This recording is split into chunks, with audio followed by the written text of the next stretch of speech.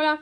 Today we're going to be working with complex verb structures. So not a new tense, but rather just putting two verbs together to make one long, more complex, more complicated verb. You've seen these before in English. We have the same types of things. Here are two examples. First, I can speak Spanish. So the helping verb is can, and then the verb that has the meaning is speak. So I can speak. All together ends up being one long complex verb. And then we have the same thing for has to do. Has is my helping verb, and then to take out the trash is the infinitive, the meaning verb. So again, we have one longer verb, has to take, I can speak. So we're going to look at these in Spanish. Some of them you already know. It's just kind of putting it all together in one place. Then we have one or two new combinations. I'm going to do a quick review of some of the more common helping verbs. Are verbs that are also irregular in Spanish. So pensar, remember, means to plan. And that's a stem changing E to IE verb. Querer, it means to want, and is also an E to IE stem changing verb. The verb tener means to have, and that's got a lot of things. It's got a G, plus it also has an IE issue. And then ir means to go, and that one is just completely irregular. There's no pattern to that one. So let's look at those conjugations before we get started. So let's start with the verb pensar. When it's a helping verb, it means to plan, but it also just means when it's all by itself, it means to think. But you can see how thinking and planning to do something might be the same thing. So you have yo pienso, tú piensas, usted piensa, él piensa, ella piensa, nosotros pensamos, nosotras pensamos, ustedes piensan, ellos piensan, ellas piensan. And then the verb querer, to want. Yo quiero, tú quieres, usted quiere, él quiere, ella quiere, nosotros queremos, no IE, ustedes quieren, ellos quieren, ellas quieren. And verbo tener, we've been using for a while, so I feel like you're good with it, but it means to have. Yo tengo, with the odd G in there and no IE. Tú tienes, usted tiene, ella tiene, él tiene, nosotras tenemos, nosotros tenemos, ustedes tienen, ellos tienen, ellas tienen. And lastly, our verb ir, to go. Yo voy, tú vas, usted va, ella va, él va, nosotros vamos, ustedes van, ellos van, ellas van. Okay, so just a review of all of these verbs. We're going to see these verbs as helping verbs, so it's essential you know how to conjugate them before we move on to the next step. Our first group of complex verb structures are going to be combinations that we use to make plans. Our first verb is going to be the verb pensar. Pensar means to plan to, plus the verb and the infinitive. So remember, the infinitive is the verb before we make any conjugations. It ends in an AR, an ER, or an IR. So if we were to look at this one, for example, we're going to take the conjugated verb. So you would take your chart, and whether it was tú, you would start with piensas, right? Or if it was nosotros, it would be pensamos. So it depends on which is your subject, which form of the verb pensar you would take. But let's go with yo. So that would mean I would say yo pienso.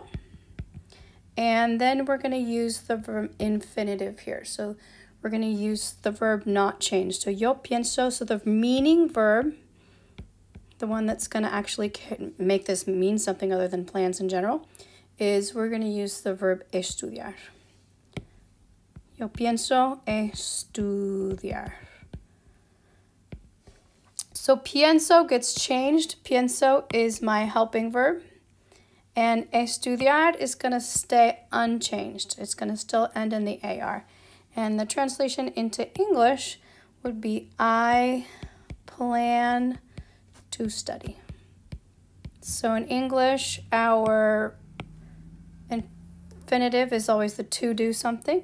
And then helping verb conjugated in English looks like I plan to. Our second planning verb is the verb querer, which means to want to do something. So that one's going to work exactly the same. The verb querer does get changed. It gets conjugated. Yo quiero, tú quieres, él quiere. But the second verb after that stays the same. So, for example, if the subject were mi amiga, I would conjugate querer. The form of that would be quiere. Pasar tiempo conmigo would be my infinitive. So the quiere, the form of querer is quiere, and then the infinitive is pasar tiempo conmigo.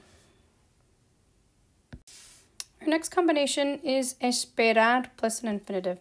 The verb esperar means to, in this context, it means to hope to do something. It also means to wait in Spanish when it's used all by itself, which I think is a lovely connection between hoping and waiting. So we might have, por ejemplo, mis amigos. Okay, so we're talking about them. There's more than one, so we're going to go plural. Esperan. So that would be the form of esperar for them. And then sacar buenas notas. Let's say.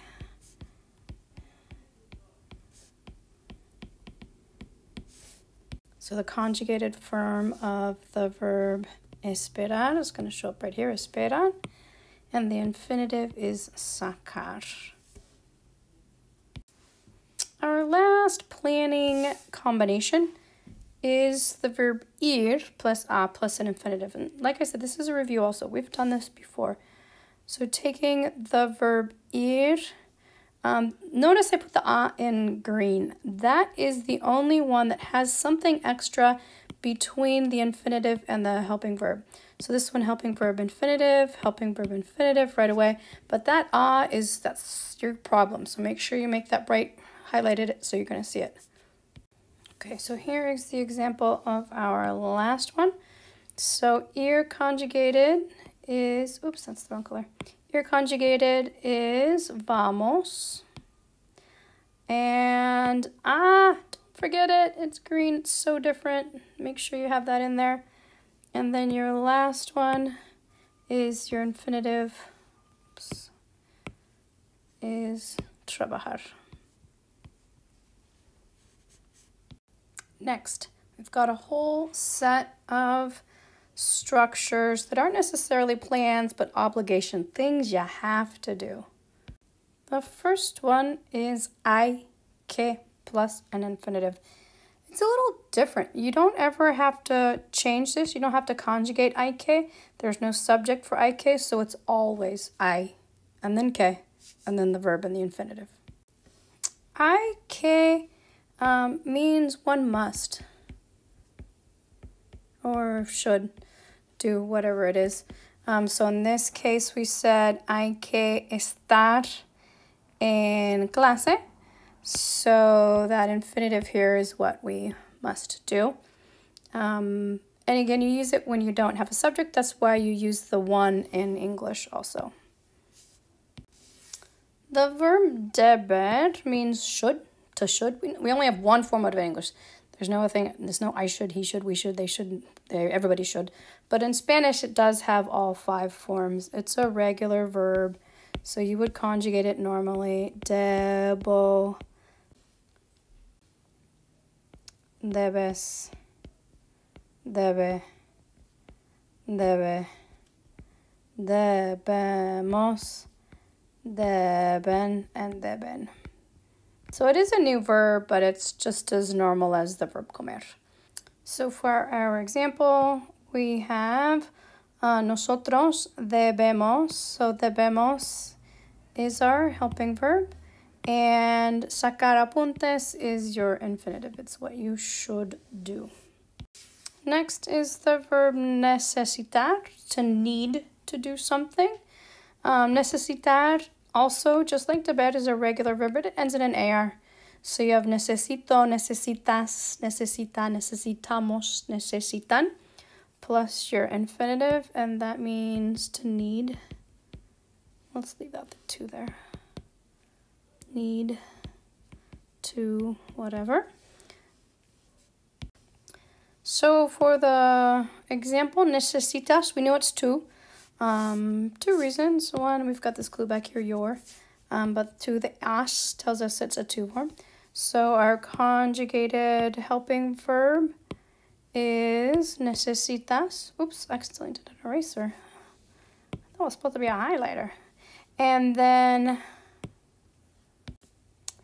the infinitive is the verb hablar. So our conjugated infinitive is hablar. You need to speak with your parents. And our last obligation is the one you learned first, and that is to have to do something. Have to do, X. And that is the verb tener, conjugated, plus K. This is, again, that's why it's in green. It's something that you're going to forget. Please, please, please don't. And then the infinitive. Why does the K have to be there? It just does. So our example, usted tiene que practicar. So the conjugated form of the verb tener for usted is tiene. And the infinitive that we chose was practicar.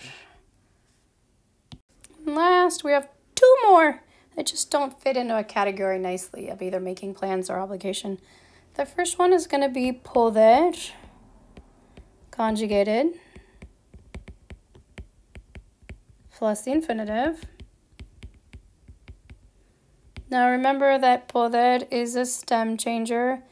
That O is going to turn into a UE.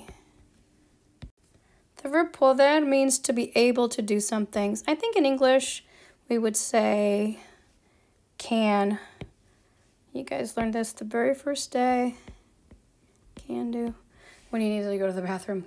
Puedo ir al baño.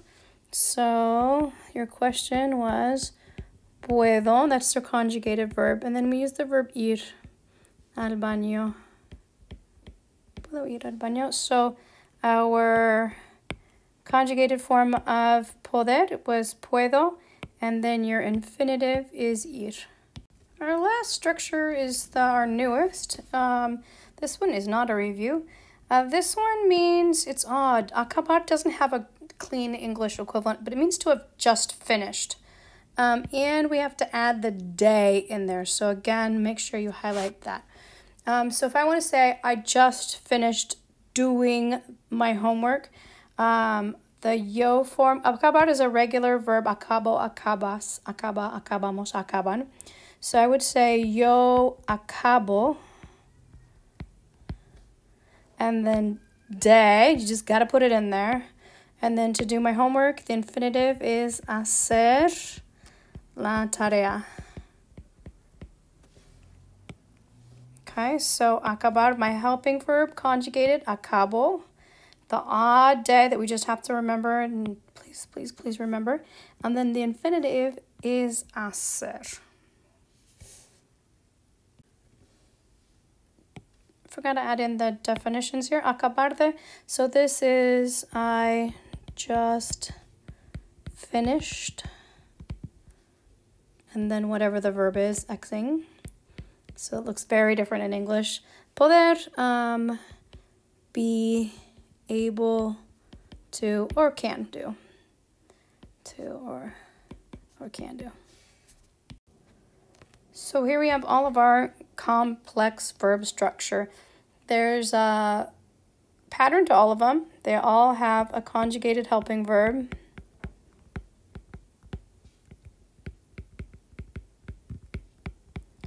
And then they all end up with the infinitive, which is the meaning verb that does not change. Now, some of them have an extra thing in it. We had one that had an a, one that had a de, and one that had a k. But those are the exceptions, not the rule. So work on remembering the meaning of all of your helping verbs, and the rest you should be fine with.